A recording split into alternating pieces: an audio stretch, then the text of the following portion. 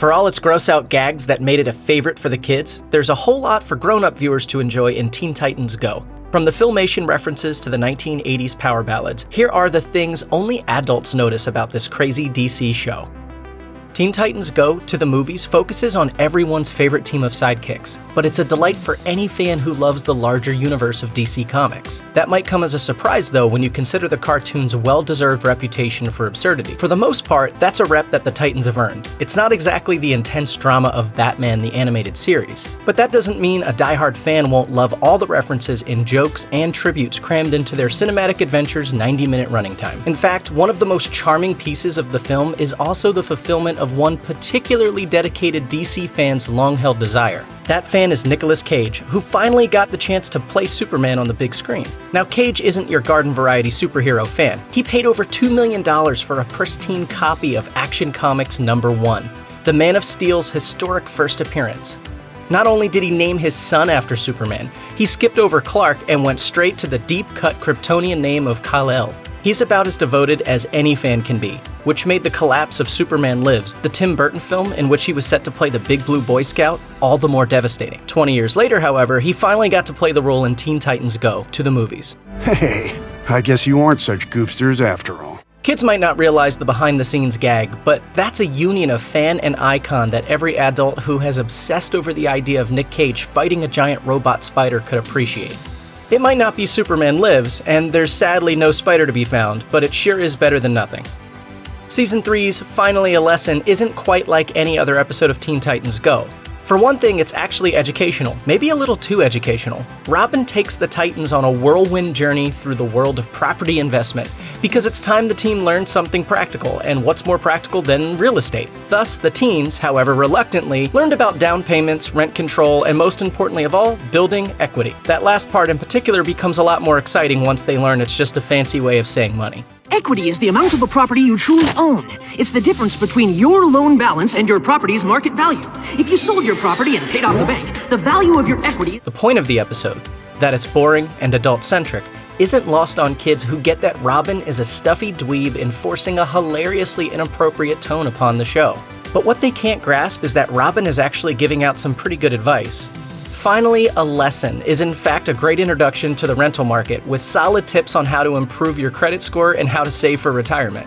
Sure, the air horns that blare when Robin celebrates all that equity finally funding old people medication are sarcastic, but darn it if watchers over 30 won't be nodding along. Decades later, perhaps some of the show's youngest fans will look back and realize that Robin's lessons are the reason they became realtors, or maybe they'll just feel weird when they remember that Teen Titans once bought an apartment building and immediately evicted everyone to make more money. For a cartoon aimed at grade schoolers, Teen Titans Go spends quite a bit of time on romance. Generally speaking, it keeps things fairly tame, but there were entire episodes devoted to Robin wanting to see Starfire in a bikini, Beast Boy drooling over Raven's legs, and a whole lot of Looney Tunes-style wolf whistling. Adult eyebrows might raise at these PG-13-ish moments, but really, that sort of borderline risque content has a long history in kids' cartoons. But every so often, Teen Titans Go steps over the line. Witness the scene from the first season episode Real Magic in which Beast Boy waits on Raven's bed, clad only in his underwear, having set the mood with candles and a scatter of rose petals. She's not interested, but the implications of the moment are clear and pretty adult. Kids might not grasp the full meaning of the scene, but in the minds of many adults, it's better not to test that theory. In fact, UK fans reported that the shot was cut from their broadcast. Teen Titans Go made its mission clear from the very first episode. Silliness to the extreme, with a generous dollop of outright bad taste. Butt jokes, bad puns, extensive mocking of Batman, it's all fair game. Many viewers, especially kids, love it for exactly those reasons.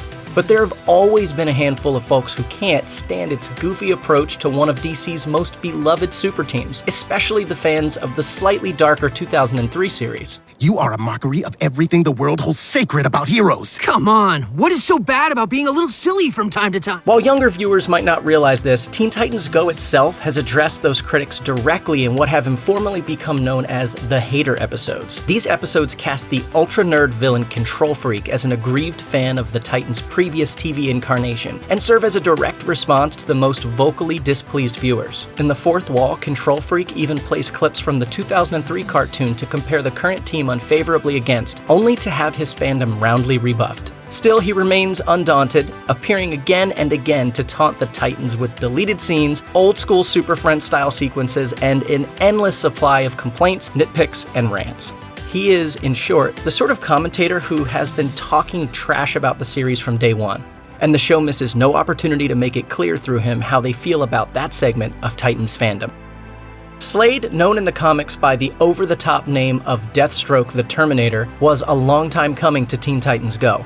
He was one of the major menaces of the team's adventures in the comics back in the 80s, the most prominent villain in the 2003 cartoon, and an increasingly major part of the DC universe as a whole. Finally, he returned to face his animated arch-enemies in Teen Titans Go to the movies, only to be mistaken for Deadpool. Deadpool?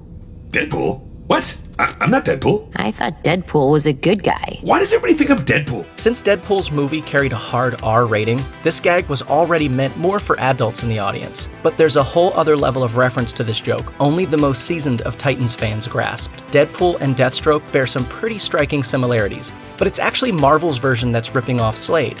In fact, after seeing Rob Liefeld's designs, Deadpool's co-creator Fabian Nicieza gave their new character the name Wade Wilson, an overt joke to Deathstroke's name, Slade Wilson. None of that matters to the Titans or their younger fans, of course, but to the savvy adults in the audience, it's a joke decades in the making.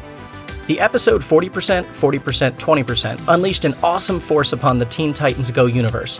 That's right, we're talking about Cyborg's ultimate pump-up jam, The Night Begins to Shine, a smooth, synthy ode to whatever the night beginning to shine means. Its effect upon Cyborg is so potent as to have become a bit of a crutch. But who could blame him? When exposed to its sheer 80s-inspired power, the Titans transformed into radical versions of themselves, with gravity-defying hair, artfully ripped costumes, and sweet motorcycles. Transported to a neon desert, they cruise, lost in the sweet riffs that Cyborg's treasured cassette tape brings them. So powerful is this sequence that it not only transformed Cyborg into a not-so-subtle tribute to Optimus Prime, it spawned an epic 4-episode arc. It was called The Day the Night Stopped Beginning to Shine and Became Dark Even Though It Was the Day. It's exactly as righteous as you're imagining. To a kid, this is all extremely cool. You don't have to be born in the 80s to understand that heavy metal dragons are awesome after all. For the adults in the audience though, there's another layer in the form of the show's spot-on parody of 1980s sci-fi, down to the smallest, most radical detail. The Titans' 80s transformations are straight out of Mad Max and Voltron, their world like a fever dream from the pages of heavy metal, with all of it sprinkled with glitter straight out of Gem and the Holograms. What makes it even more hilarious for older viewers is that the song isn't actually from the 80s. Instead, it was written and recorded in 2005 as an intentional throwback for Warner Brothers' in-house music library. When an episode in Season 2 came up a little short, the show's director threw in a 10-second clip of Cyborg singing along to the epic jams. Fans wound up loving it, and the rest was history. And a surprise appearance for The Night Begins to Shine on the Billboard charts 12 years after it was recorded. With this irresistible groove, Teen Titans Go doesn't just poke fun at the decade Cyborg seems to love so much. It celebrates it by bringing its best ideas to the fore and wrapping them up in an absolute banger of a song. Batman isn't exactly a fearsome force of justice in Teen Titans Go. He spends most of his time giggling with Commissioner Gordon, serving as a celebrity judge on talent search TV shows, and rocking out on electric guitar. Not quite the Dark Knight of legend, but that's how Teen Titans Go rolls, right? No one is as sleek, cool, and powerful within its cartoon confines as they are in other DC media. Batman might be the world's greatest detective and the hero Gotham needs elsewhere, but in Teen Titans Go, he's Robin's weirdo man-child pseudo-dad. Except when it comes to background gags. In these, Batman's corner of the universe is just as brutal and ruthless as it has ever been, but only the sharp-eyed grown-up is likely to catch it. Consider Sidekick, an episode that sends the Titans to Gotham City. The scenes in the Batcave contain a massive number of references to more serious Batman stories lurking in the background, but nothing comes close to what's on the middle shelf of Batman's display case. Next to a photo of Batman and Robin, there stands a crowbar and an urn labeled Robin 2. This is a reference to the death of the second Robin, Jason Todd, in the infamous 1988 storyline, A Death in the Family. It's a blink and you miss it moment, but boy does it add a little darkness to the fun, bright world of Teen Titans Go for those who manage to catch it. Teen Titans Go might have started out life as a cartoon, but it still takes a few shots at DC's cinematic ventures. In fact, there might be no greater source of teasing for the DC films, especially since the show made it into theaters in Teen Titans Go to the movies.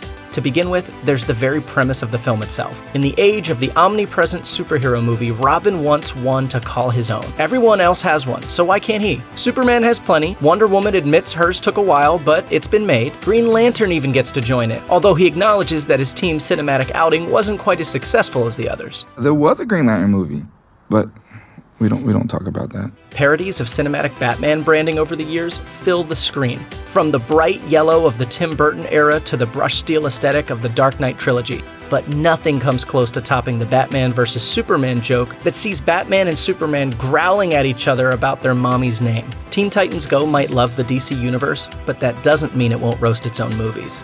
Check out one of our newest videos right here. Plus, even more Looper videos about your favorite shows are coming soon. Subscribe to our YouTube channel and hit the bell so you don't miss a single one.